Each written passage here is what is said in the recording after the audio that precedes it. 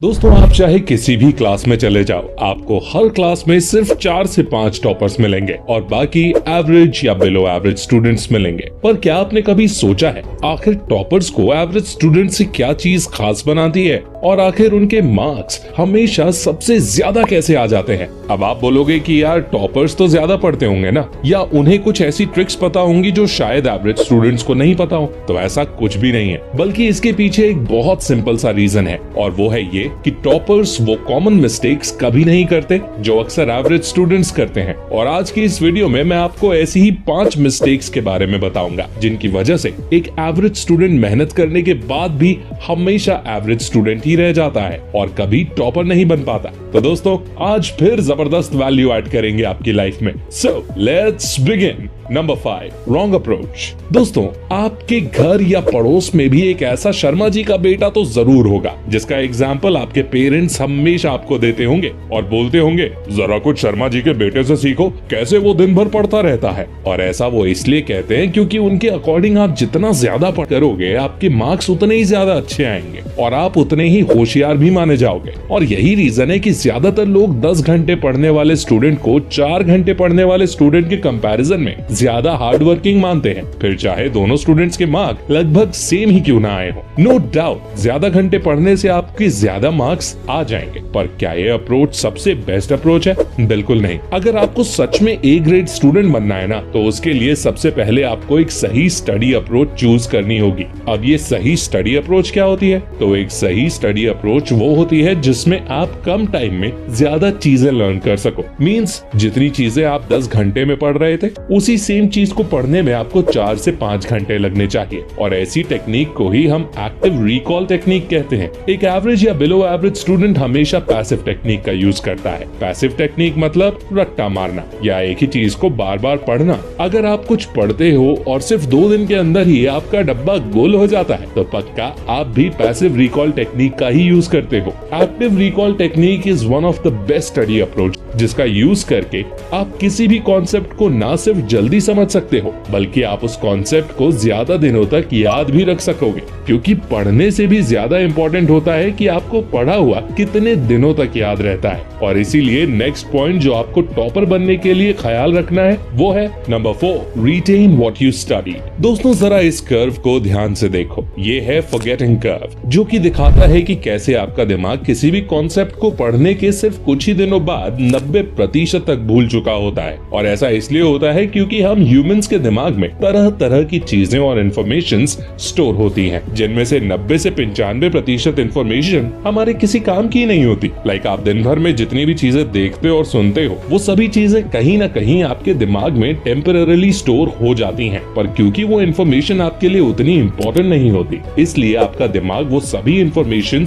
भूलना शुरू कर देता है। अब यही सेम चीज आपकी पढ़ाई के साथ भी होती है, क्योंकि आपके दिमाग को ये नहीं पता होता कि कौन सी इन्फॉर्मेशन आपके काम की है और कौन सी नहीं। इसलिए जो कॉन्सेप्ट्स और टॉपिक्स आप रट कर याद करते हो, वो कॉन्सेप्ट आपके दिमाग में टेम्पररीली स्टोर हो जाती हैं और आपको लगता है कि आपको वो चीज याद हो गई है, पर कुछ ही दिनों में आपका दिमाग उस कॉन्सेप्ट को एक नॉर्मल इन्फॉर्मेशन मानकर भूलना शुरू कर देता है और आप उसे कुछ दिनों में भूल जाते हो। अब अगर आपको किसी कॉन्सेप्ट को ज्यादा दिनों तक याद रखना है, तो उसके लिए आपको अपने दिमाग को बताना होगा कि ये कॉन्सेप्ट आपके लिए इम्पोर्टेंट है, और ऐसा करने के लिए आपको सिर्फ एक छोटा सा काम करना होगा, और वो काम है रिवीजन। दोस्तों, जिस कर्व को आपने पहले देखा था, वही सेम कर्व रिवीजन करने के बाद कुछ इस तरह दिखने लगता है। किसी भी कॉन्सेप्ट को परमानेंट मेमोरी में स्टोर करने के लिए आपको उसे कम से कम 4 से 5 बार रिवाइज करना होगा, जिसमें से सबसे पहला रिवीजन पढ़ने के जस्ट दूसरे दिन होगा। दूसरा रिवीजन आपको 1 हफ्ते बाद करना है। तीसरा रिवीजन 3 से 4 हफ्ते बाद, और फाइनल रिवीजन 1-2 महीने बाद आपको करना होगा। जब आप किसी एक चैप्टर को 4 से 5 बार रिवाइज कर लोगे ना, तो आपके दिमाग को लगेगा कि वो चीज आपके लिए सच में बहुत ज्यादा इंपॉर्टेंट है और वो उसे परमानेंट मेमोरी में स्टोर कर। Number 3, best time. इंटरनेट पर आपको हजारों आर्टिकल्स और वीडियोस मिल जाएंगे जिसमें पढ़ने का बेस्ट टाइम बताया गया है। किसी में सुबह पढ़ना बेस्ट बताया गया है, तो किसी में रात को पढ़ना।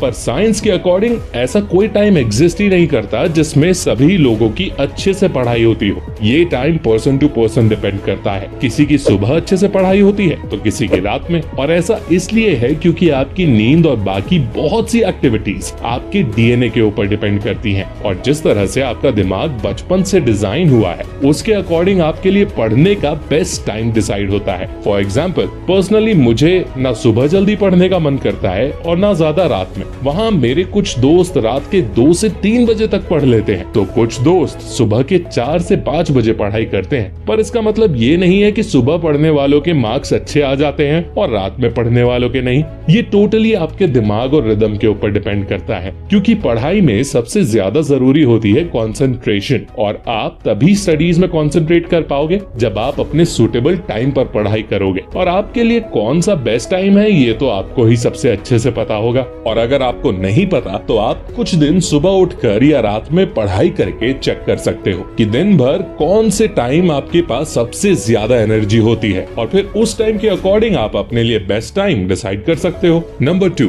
Critical thinking skills. चौथा इंपॉर्टेंट रीजन जिसकी वजह से आप टॉपर स्टूडेंट नहीं हो वो है आपकी critical thinking ability. Critical thinking का मतलब होता है कि किसी भी टॉपिक को आप डीपली कितना अच्छी तरह से समझकर पढ़ पाते हो। क्रिटिकल थिंकिंग डेवलप करने का सबसे बेस्ट वे है कि आप ज्यादा से ज्यादा क्वेश्चंस को सॉल्व करो। फॉर एग्जांपल, किसी भी टॉपिक या चैप्टर को खत्म करने के बाद आप उस चैप्टर या टॉपिक से रिलेटेड क्वेश्चंस प्रैक्टिस कर सकते हो। अब इसके लिए आप सिंपली गूगल पर उस टॉपिक से रिलेटेड प्रीवियस ईयर के क्वेश्चंस सर्च करो और आपके पास कई सारे इंपॉर्टेंट क्वेश्चंस आ जाए। अब यहाँ पर एवरेज स्टूडेंट्स एक बहुत बड़ी गलती करते हैं, जो कि मैं खुद अपनी स्कूल लाइफ में किया करता था, और उस गलती की वजह से एवरेज स्टूडेंट्स की क्रिटिकल थिंकिंग कभी डेवलप ही नहीं हो पाती। वो गलती ये है कि हम में से ज्यादातर लोग क्वेश्चंस देखकर तुरंत ही उनका आंसर भी देखने लगते हैं और उस आंसर्स को याद कर लेते हैं, जबकि ये टेक्निक बहुत ही खराब है। बल्कि इसकी जगह आपको सिर्फ क्वेश्चंस देखने चाहिए और उन सभी क्वेश्चंस को किसी नोटबुक में नोट कर लेना चाहिए, और उसके बाद उन सभी क्वेश्चंस के आंसर्स खुद से लिखने की कोशिश करनी चाहिए। अब भले ही आपको क्वेश्चंस बनते हो या ना बनते हो, पर आपको सभी क्वेश्चंस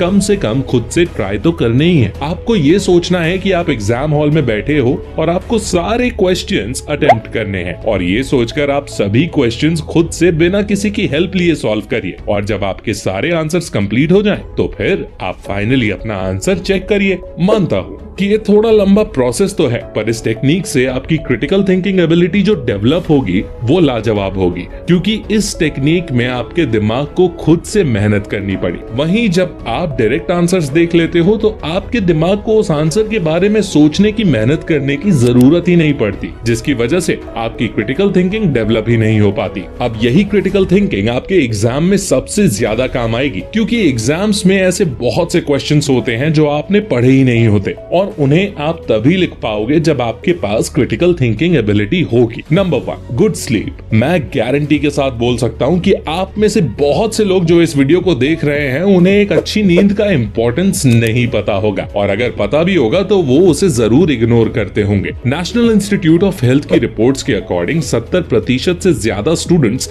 8 घंटे की नींद भी अच्छे से नहीं लेते, जिसकी वजह से न सिर्फ उनकी मेंटल हेल्थ खराब होती है, बल्कि उन्हें कई तरह की problems like depression and anxiety का भी सामना करना पड़ता है। एक अच्छी नींद आपके ब्रेन की मेमोरी पावर को कई गुना बढ़ा देती है, और ऐसा हम नहीं कह रहे, बल्कि दुनिया की कई रिसर्चर्स ने ये बात प्रूव करी है। यूनिवर्सिटी ऑफ कैलिफोर्निया के स्लीप साइंटिस्ट डॉक्टर वॉकर के अकॉर्डिंग एक अच्छी नींद लेने के दौरान हमारा ब्रेन 3 फेजेस से होकर गुजरता है, जिसमें पहला फेज लाइट स्लीप का होता है, दूसरा फेज डीप स्लीप का, और तीसरा और सबसे इम्पोर्टेंट फेज होता है रैपिड आई मूवमेंट। इन तीनों फेजेस के दौरान आपका ब्रेन वो सभी एक्टिविटीज रिकॉल करता है जो आपने दिन भर किए होते हैं, और ब्रेन उन सभी एक्टिविटीज को एक दूसरे से कनेक्ट करने की कोशिश करता है, जो कि इवेंचुअली आपकी मेमोरी स्ट्रेंथ को मजबूत करता है। वैसे तो इसके ऊपर डिटेल्ड साइंस एक्सप्लेनेशन अवेलेबल है, पर अभी के लिए आप सिर्फ इतना समझ लो कि आपकी नींद स्टडीज को काफी ज्यादा अफेक्ट करती है, और इसीलिए आपको मिनिमम 7 से 8 घंटे की क्वालिटी नींद तो लेनी ही चाहिए। अब क्योंकि आपने यहाँ तक वीडियो देखा है that means you are really serious student. और इसलिए मैं आपको एक लास्ट टिप देना चाहूंगा, जो कि है डोंट टेक एन आइडेंटिटी। इसका सीधा और सिंपल सा मतलब ये है कि आप खुद से कोई आइडेंटिटी मत जोड़िए।